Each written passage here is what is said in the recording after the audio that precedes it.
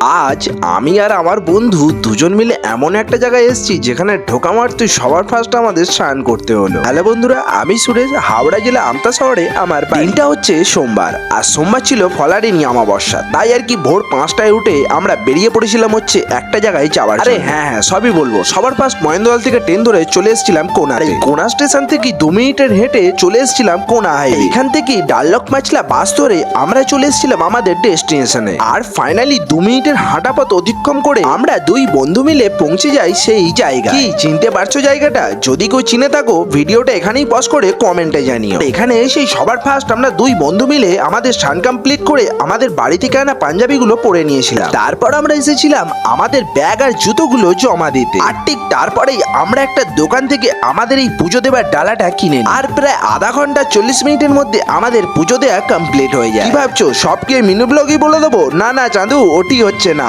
আমার channel SM happy ব্লগসে already বড় blog upload হয়ে গেছে, সেখানে তোমরা ভিজিট করে পুরো ভিডিওটা দেখতে পারো।